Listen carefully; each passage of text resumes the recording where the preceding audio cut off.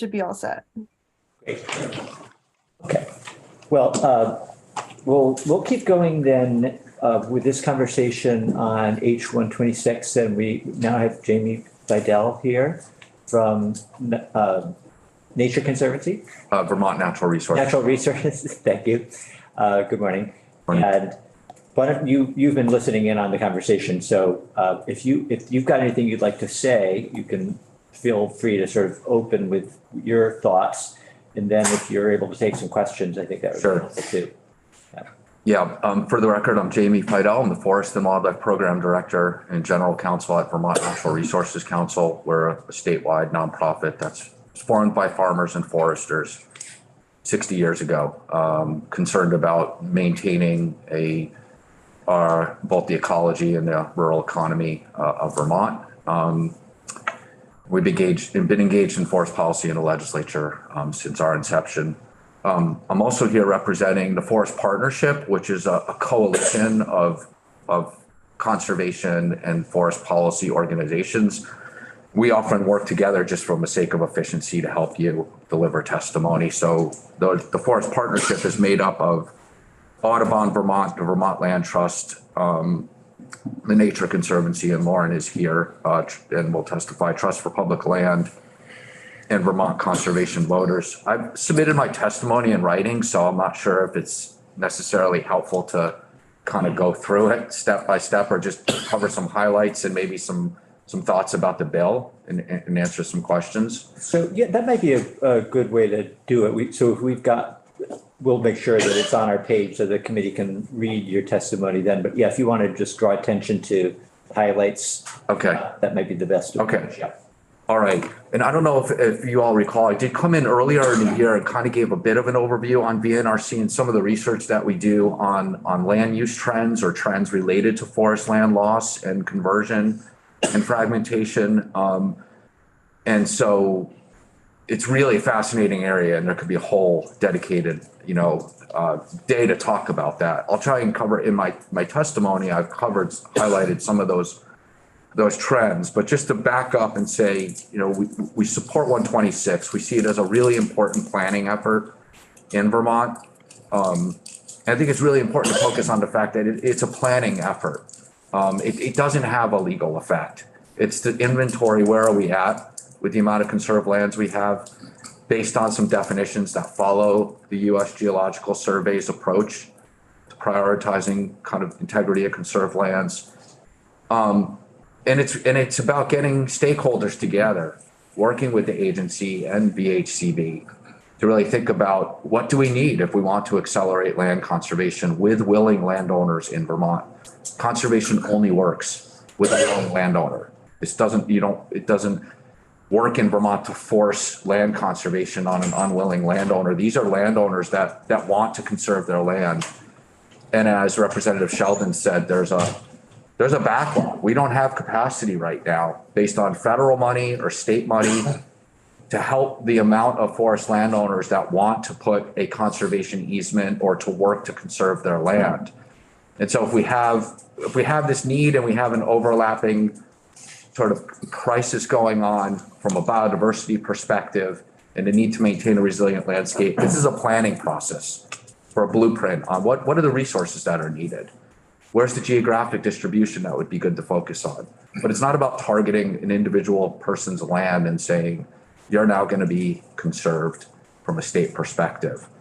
I think you're already aware how important forests are in the state and the functions they provide, from climate protection, sequestering and storing carbon, disaster mitigation, serving as headwater storage and reducing flooding in communities, clean water protection, habitat protection, just our own physical health and well-being from having access to recreate and be in our forest lands that define our state.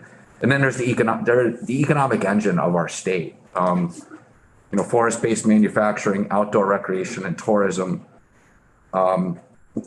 employ approximately 13,000 Vermonters and contribute about 1.5 billion in revenue every year. And so while this bill is focused on sort of a blueprint to maintain biodiversity, there's an undeniable economic positive effect in the bill from our perspective.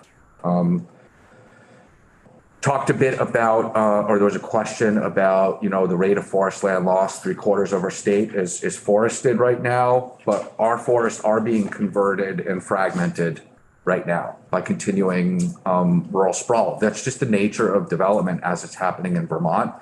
We're in a very high pitched time, an active time of real estate transactions.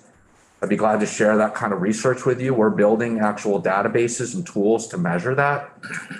But for a landowner outreach project that we have right now, I can just tell you that, like, on average right now, there's over 6,000 transfers of parcels happening over 10 acres or larger a year. And so there's a lot of new forest landowners coming to Vermont. And it's just a very active time, real estate wise. Land values are going up. And I think, you all are probably reading the stories about that and the pressure it's putting both on our ability to hold on to undeveloped forest land, for example, and our ability to deal with a housing crisis. And so we very much look at the work that's going on in the building to address housing is really important, and the work that's going on in this bill to say, how do we also think about maintaining the integrity of our landscape at the same time as being complementary. They're not at odds, or they shouldn't be at odds. We should be able to sort of do both. In regards to the numbers that we use are based on the Forest Service's forest inventory analysis. That's published every year, and that's some of the most available information on an annual basis. It's based on estimates on the ground. And so we don't claim to say that that's the magic number. It's one data source, and they publish it every year. And the number used to be a little bit higher, like 15,000 acres annually estimated to be converted and lost to development forest land. The latest one that's available that was published in 2021, I think based on 2020 data, estimated that we're losing about 12,469 acres are being converted on an annual basis. There are other data sources. Representative Lipsky, the one that you referenced, the reference period only went up to 2010, I believe.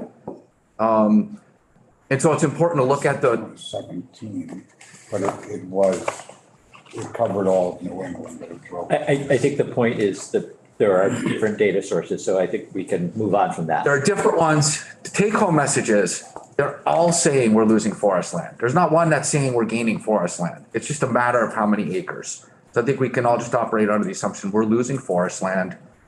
And if we care about forests, then, it makes sense to try and do something about that in a proactive way. Okay, so as we lose our forests, there's significant, threats to our overall climate resiliency, the maintenance of natural ecosystems, and working in recreational lands. So in my testimony, I kind of outlined some statistics that are showing that because we're losing forest land, we're actually falling behind in our carbon storage and carbon sequestration rates. And that's putting us behind in our ability to meet our net reduction targets in Vermont. So there's 3 reference points here for you to look at that if you're interested. And they all highlight that forest land loss is making it harder for us to maintain the value of our forest in storing and sequestering carbon. And that's going to put us behind from the perspective of implementing the Climate Action Plan. Climate Action Plan recognized that and said our sequestration rates are going down. And it's going to make it harder for us to meet our net zero targets. Even if we accomplish progress in other areas, if this trend continues, it's like working against us. And so not only will this help from a biodiversity perspective, it will help us from a climate perspective. Representative Lipsky. Jamie, Professor Fidel, what is your title? I've never been called that before, but every day a little bit helps. Respectfully, tell me, the falling behind notion, what does 2.1 annual surplus growth to harvest do if we're doubling our growth each year? Even though, and like you, I'm very concerned about loss of forest land. But if we have a 2.1 growth to harvest, aren't we increasing our sequestration ability and storage ability in our forests? So that's a great question, and I would recommend that you actually hear from some professors about that. And I could recommend a couple, and there's people like Ali Kasiba. I mean, there's people who are building like the statistics I'm citing come from people like that actually measure this.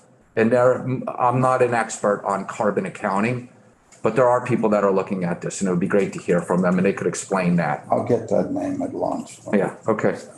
I'm going to keep on moving. So I just wanted to highlight that, the last time sort of there was a climate action planning process under Governor Douglas, the policy of reducing the rate of forest land conversion was ranked as the second most favorable action out of 38 from a cost benefit perspective. And that was back in 2007. And it said we need to maintain this green bank in Vermont and reduce the rate at which we're losing our forests. Since 2007, we haven't reduced the rate. Back then, 80% of our estate was forested in 2007. Now it's roughly 74%. So this is the loss that we're experiencing. So with this sort of as background, and feel free to please read some of the rest of the background that I provided on why we think this bill is important. I just wanted to highlight a couple things about the bill. So we support the efforts in the bill to develop a plan, to increase our goal of pace of land conservation and planning to maintain a resilient landscape. Kind of on this notion of planning, I'm currently a member of the Forest Future Strategic Roadmap process. I'm on the advisory group. We just had an all-day meeting yesterday. And I couldn't help but think and sit there and think this is a really valuable process. We're planning for the future of the forest economy in Vermont through stakeholder input and public engagement and laying out a vision for the legislature on what we need to do to maintain the forest economy. And this is a really complementary bill because it's about planning to how do we maintain the forest land base itself. And so, both our planning processes, and I think it's a really complementary time to do both of these. If we just look at the forest economy and not look at how do we maintain the underlying forest land base, I think we're really at a disadvantage. But if we can support the bill and do them at the same time and look at the complementary overlap and the fact that we're covering forest ecology, forest economy at the same time, I think we're really doing a service to Vermont's forests, taking that approach. I wanted to highlight that, from the perspective of the Forest Partnership, we agree that the value of our forests lie in the broad uses, supporting biodiversity, community and climate resilience, our outdoor recreation economy, our working lands enterprises. All of these uses are supported in the bill and will help maintain both our rural economy, tourism, recreation economy, and meet ecological goals. So as was highlighted in testimony in the House Environment and Energy Committee, the majority of conserved land in Vermont are considered working lands. So Liz Thompson, who's an ecologist and tracks this, provided a slide, and she said that she had a slide that estimated 26% of Vermont was conserved based on the definition she was using, and 19% of those lands were working lands. 4% were farmlands and roughly 3.2 to under 4% were wildlands. So as we conserve land in Vermont, we're doing a service to working lands. That is the majority of our lands that we do end up conserving, working with willing landowners. And so I hope this bill could be looked at as a driver to actually help our forest economy and maintain the viability of working lands as we continue to look at opportunities to conserve them. I don't see them as being an opposite. In fact, I see the bill as really being helpful. We've sponsored statewide discussions through a forest roundtable with foresters, forest landowner groups, and many people. And there's sort of been a broad agreement that as we hold on to our forest land and maintain forest as forest and conserve them, that is actually helpful to the working lands economy. I know there's devils in the detail in the bill, but I just wanted to show you that, as we conserve land generally in Vermont, the trend is that we're actually doing a great service to working lands. I've already highlighted that this bill is a planning process. That's what it is. It doesn't have a legal effect or a mandate on a landowner, and it's working with willing landowners. And so as we plan for the future of conservation, it's to do it with willing landowners. And those willing landowners in the state should absolutely be engaged in the planning process and participating with you through the committee and providing input as this goes through the process. I also just want to quickly highlight a couple other points and then I'll wrap it up and be done. When we conserve land in Vermont, it usually has a multiplying positive economic effect. Deb Brighton testified in House Energy and Environment, looking at some recent numbers, showing that based on the amount of conserved land in municipalities, in general, the taxes were higher in those communities that had higher population rates versus a higher percentage of conserved land. That's because the cost of community services. As we continue to develop land, our cost of services. As we leave lands undeveloped, they actually provide multiple ecosystem services and economic values from a working lands perspective. The Trust for Public Land did an analysis. We can provide that to you. And they found that for every dollar invested in land conservation in the state, it returns a $9 economic value in natural goods and services such as water quality protection, flood mitigation, food production, et cetera. And so there's a positive economic effect by conserving land. We think that advancing permanent conservation is a good goal for the bill. We think it makes sense to have a plan that looks at that. The bill also has a section that asks the A&R or VHCB or the stakeholders develop any modifications to the categories that are in the bill. And so folks feel like there's a suite of strategies that should be considered. The bill allows for that conversation. And so while there's a target of saying let's permanently conserve, if there are other tools in the toolbox that don't fit permanent conservation, the bill allows for that conversation and recommendations to come back to say, these are additional tools that we think are necessary. So we think that's really important. We've heard some confusion about people saying, will that be welcomed in the conversation? And we think the bill allows for that. Finally, I'll just wrap up. We support the engagement of diverse stakeholders. It's a really strong component of the bill. And thank VHCB for their efforts to step up and really help in the implementation of the bill. And we remain available to help in any way. And we'll continue to track your process as you hear from other witnesses. I've got one question and then I want to have you switch seats here, Jamie, but recognizing that we're talking about goals, again, just to reiterate that, and that the deliverable is a plan. If I were someone who worked in working lands in the forestry sector, not necessarily a landowner, not necessarily somebody who's working his own land, but a logger or a forester or a mill owner, by 2050, we are hoping to get to 50%, and we're around 25% now. So a fairly large part of the state. Should I be concerned, even if of the three tiers, even if it were somehow determined that all of that 25% would come from the tier that allowed for sustainable management of the land, sustainable conservation, is that going to allow the forestry practices that are currently common in the state to continue to exist as they look now? Yeah, I don't think this works if our approach is to say to the working lands enterprises that this bill is about trying to curtail your viability in the state. I think we look at the bill as it has ambitious conservation planning targets to work with willing landowners. The trend is that the majority of those lands need to be for working lands. So there's going to be more security built into the future as more working lands are actually conserved and available. If we use conservation design as a guide, which is what the bill suggests, it says that there's a target in Vermont conservation design of 9 or 10% of our forest should be old forest. And that may be a more passive regime. Think of wilderness on the Green Mountain National Forest, natural areas on state lands that are conserved with the wilderness, New England New Wilderness Trust, with willing landowners that are taking sort of a passive approach. That's 10%. Then there are targets in Vermont conservation design for early successional habitat, which is intensively managed lands for birds and to have early forest successional.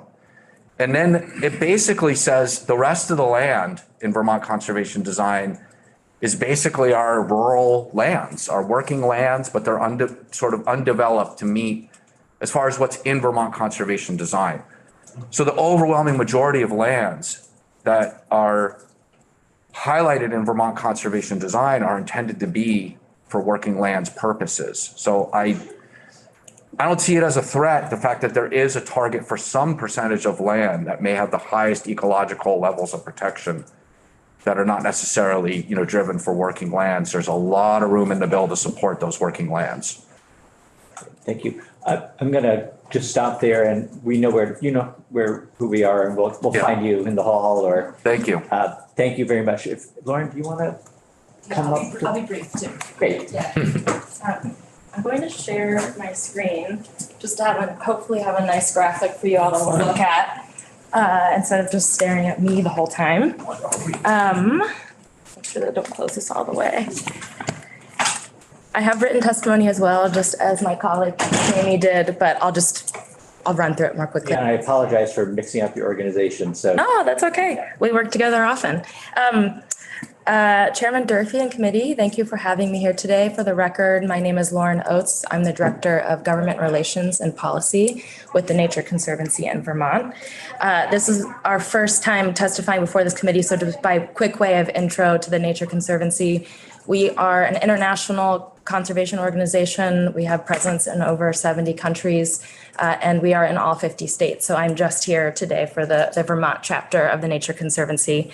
And that chapter, we've been helping to conserve more than 300,000 acres in Vermont since we were established in the 60s. And we currently own and manage more than 25,000 acres. 23% of all Vermont state lands were initially acquired by TNC and then transferred to state land ownership. Conservation is quite literally in our name. And as an international organization focused on conserving and restoring our natural resources for the benefit of all people, we're happy to be here today to support H126.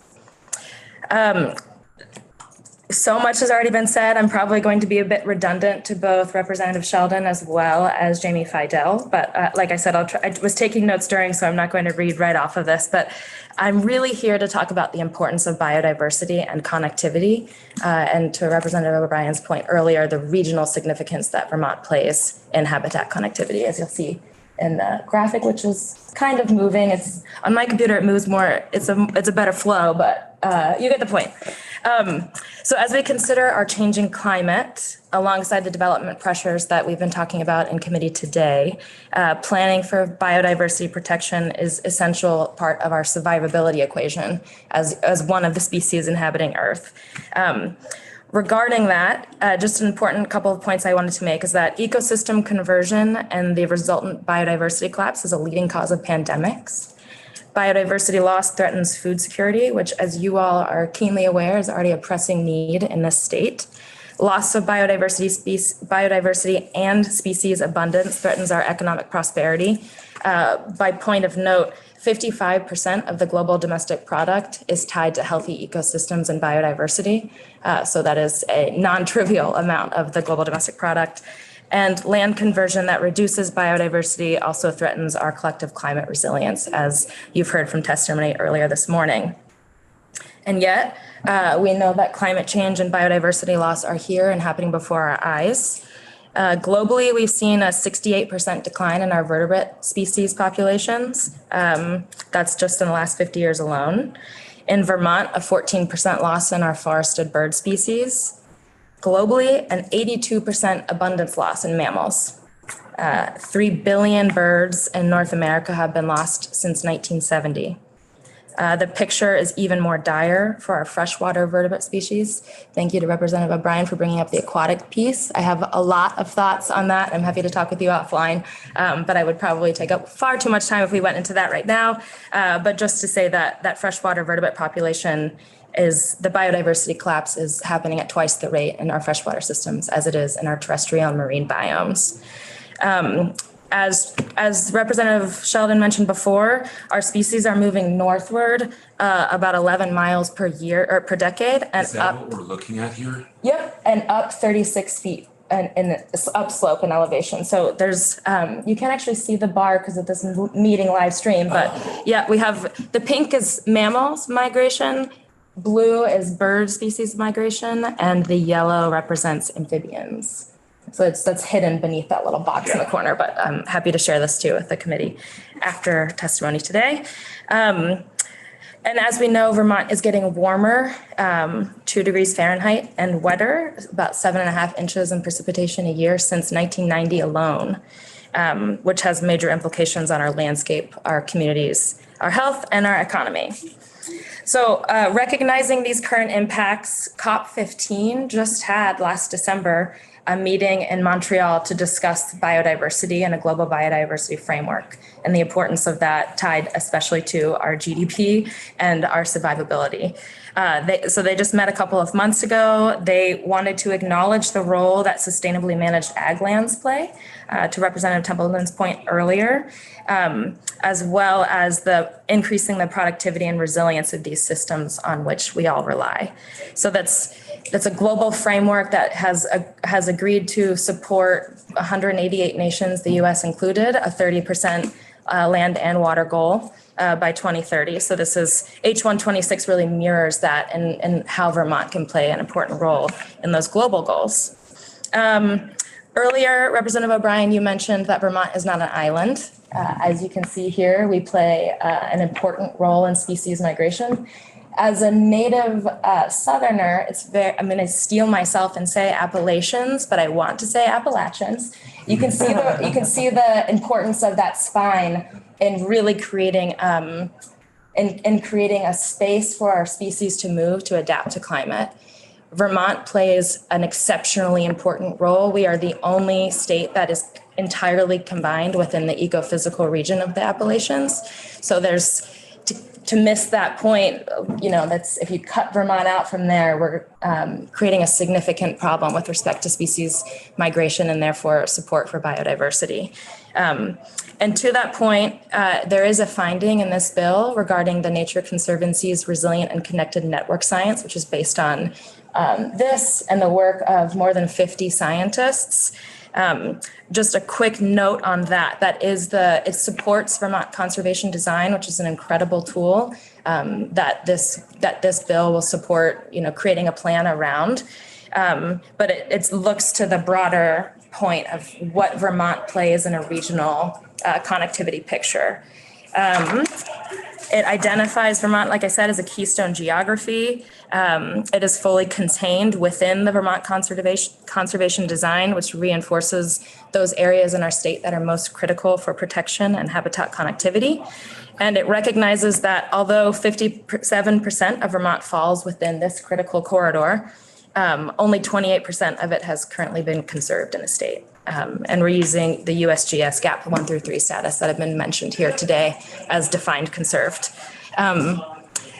A point on that, Representative Templeman, you mentioned how we manage our land is really important too, as you came from out west, and not only the man-made or man-absent implications on those lands, but because of the change in precipitation and heat out there that combined, there is an important role that stewardship of our conserved lands plays. So managing for resilience will be an important part of that plan conversation and something that TNC is happy to support.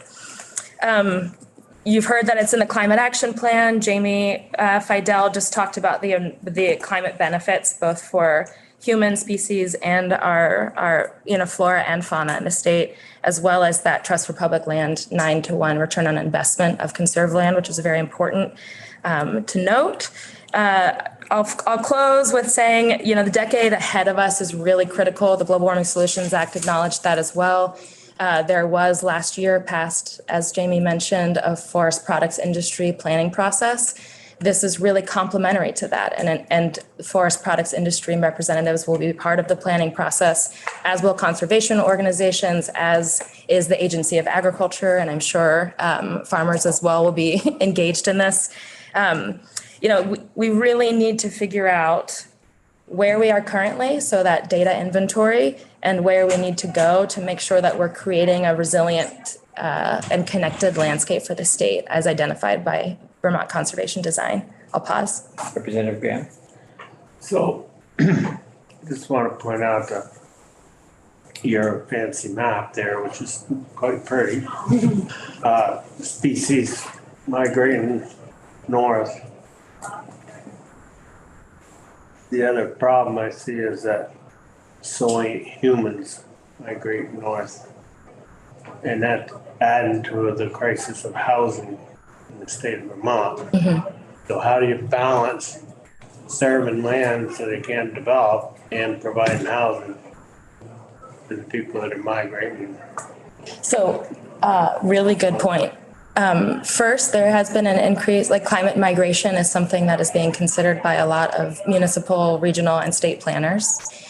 Importantly, and perhaps that goes a bit against what you're recommending here or suggesting, is that US Census data actually show that the majority of population movement is moving south and east, which is really interesting given the propensity of hurricanes and flooding disasters in that part of the country.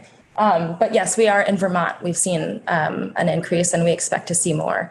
So I think it's really important that this bill identifies specifically as the stakeholder list, regional planning commissions and municipalities who work on the broader picture of development and recognizing our compact settlement goals in statute that are all over statute. So finding those areas that are most suitable for resilient inhabitation of humans, as well as those areas that are most critical for habitat connectivity and biodiversity protection.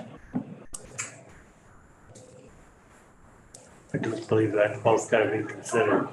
I'm sorry. And I do believe both have got to be considered. I completely agree. Yeah. You can't build out, you gotta have to build up. Right. Sure. That would be a good thing for Representative Wilson, and then Representative Lipsky, and then Rep. O'Brien, and then we're going to wrap up. Okay. Oh, yeah. I kind of did a study of my own, and it seems a lot of people are leaving Vermont, New York, and moving south because of taxes. And so Vermont is trying to get people to move up here. And it seems like, I don't know what I'm trying to say. It seems like there's a problem over the reality of taxes are too high, and they try and blame it on people are getting old. The reality is taxes are too high, people are moving out. And so we want to conserve land, so people are coming here and buying land.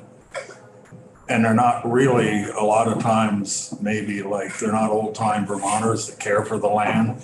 They're people that have no idea what to do. I'm not faulting anybody, but they're taking over, buying land, driving up land prices. So we're getting in a fix where I don't know how we win in spite of all the good efforts to do so, because a lot of efforts are good. I'm not sure that fits into your speech. I didn't hear a question, but I'll respond. So last week or 2 weeks ago, this committee would have heard testimony from the Vermont Housing and Conservation Coalition, on which I'm a co-chair. And you would have heard an impassioned plea from those people that came here to fully fund the Vermont Housing and Conservation Board. VHCB is their funding metric is tied to the property transfer tax. So it's actually a really intelligent design. As we understand, land prices are being raised, and there's like a real price on housing and land right now. That property transfer tax has then also increased and creates a better pot for conservation of land too, alongside those development pressures that we're seeing. So I didn't hear a question, so I'm just going to put in that plug right there that there are tools that are in our tool shed that acknowledge land prices and development and how we can use those to also, alongside that, conserve land. I guess the question would be, whatever a tax is created is still a tax. And my question would be, how do we stop that? Because if we don't stop that, people are going to move out, move in, and we're going to be stuck there. I'm happily and respectfully not going to respond to, I don't, that's a bigger question than our tax base right now. No, it's okay. Rep. O'Brien. Wait, there's somebody before me. Jet. Thank you, Lauren. Yeah. Well, I used to work, or I served as a director of the Stowe Land Trust for about a decade, or whatever the maximum was. And we were engaged in a wildlife corridor conservation, or partnered, and the lead partner. Was the Nature Conservancy involved in the Shutesville Hill Wildlife Corridor? Yes, we own that property. You own some of that. Some of that property, yes, There are a lot of parcels that are correct. still. So is that blue paint or blue color on that map that cuts through Shutesville? Or is it magenta or yellow? I've got pretty good eyesight, but those are the three dominant colors I see. Well, yeah, I'm happy to share with you far more detailed maps, like zoom in. There is Shutesville right in. Yep, that's right. And you list in your documents that you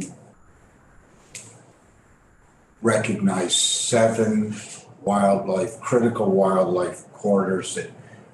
Is this the Appalachian Acadian connection?